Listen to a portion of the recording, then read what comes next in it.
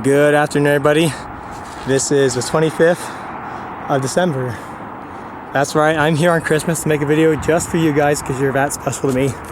Even though my voice is messed up because I'm recovering from a cold and AQI is horrific today. Look how polluted the air is. It's disgusting, you can see it. But I just love you guys that much that I'm making a video. Well, truthfully, I noticed that I'm up to 10 subscribers lately, which is really incredible because I haven't uploaded anything in 5 months, I don't think. So I guess my channel's been noticed enough, and it's obviously not a milestone at all, really. It's pretty small, but it made me feel oddly motivated to keep trying. So hopefully I can find a topic that's interesting to you guys while I try not to slip on this really, really slippery, half-melted path of snow right now. So yeah, let's see what we find. As should be pretty obvious, winter is not a good time to do a lot of botany or teach a lot of it because there's very few green plants around. You can see there's a bit of a forest of Juniperus osteosperma, the Utah juniper. That's an evergreen, so they keep their leaves year round, but otherwise there's not a lot of green plants. Well, we get some purple plants here. That is the Berberis or Mahonia repens, the creeping barberry. But again, not a lot of other plants where you can really identify and see their leaves, fruits, or flowers. But this is a good time of year to teach about topographical aspect, or just aspect, or slope aspect, as you may have heard it called, which is something that has a very powerful impact on climate over a very small area, creating lots of cool microclimates and greatly increasing the diversity of plant communities and habitats. So topographical aspect is basically the angle of a slope or mountainside or hillside or whatever you want to call it to the sun. We are currently on a south-facing slope, or for our trans-hemispheric friends, an equator-facing slope, since the whole thing, the directions at least that are important, are flipped. That over there is a north-facing slope, and because it is north-facing, the angle of the sun, when it shines down on it, is going to be much shallower, so it basically will not be getting as much sunlight or warmth from the sun directly, which leads to much more snow accumulating. Although the snow looks rather thick in this area on this south-facing slope, once we go over there and film it, you'll be able to see that there's actually quite a bit less snow on this side of the mountain because it has a very direct angle of the sun. You can see the sun is sort of right there, very washed out, sorry, but the sun in the wintertime and summer will shine much more directly on this slope and causes the ground to heat up more, which will lead to evaporation and just in general a warmer microclimate, which will lead to different plants developing here. Now, on the topic of different plants preferring different microclimates, you can see this side is dominated by a Utah juniper, Juniperus osteosperma, and gambel oak, Quercus gambelii, which doesn't really have any living leaves this time of year, but you can see there are these dead ones right here still hang onto the tree. That's known as marvescence, by the way, when a tree holds onto its dead leaves throughout the winter. And anyways, these two tree species prefer drier microclimates and therefore grow more commonly on these south-facing slopes where the sun beats down harder and melts snow earlier in the year and evaporates rainfall quicker.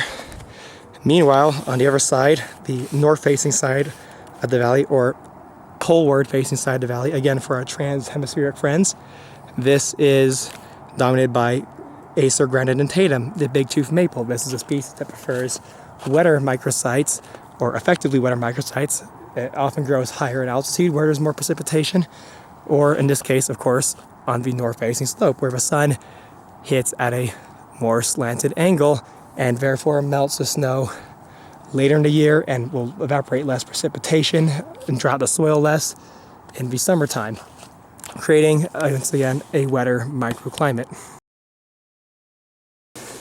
Anyhow, this is sort of the power of topographic aspect. It allows a greater diversity of habitat to be present in a small area.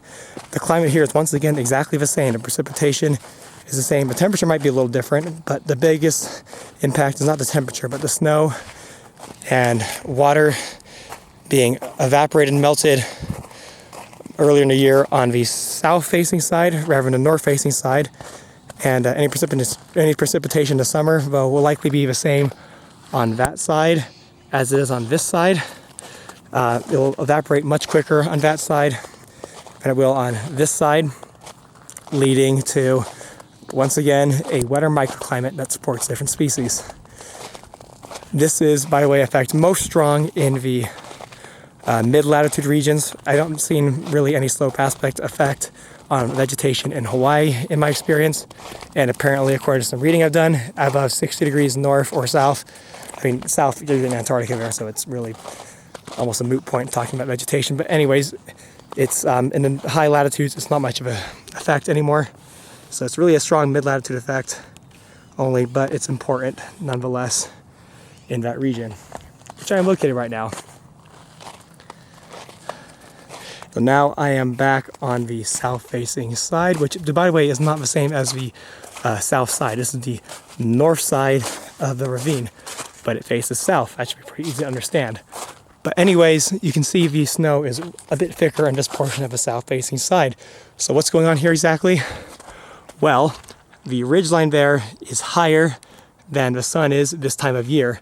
So the sun, as you imagine it rising maybe somewhere around there, if the mountains weren't in the way, would not be able to go above the ridge line because it's so low in the sky this time of year until the very, towards the very end of the day. So direct sunlight very rarely falls on this portion of the south-facing slope. So snow naturally piles a bit thicker here.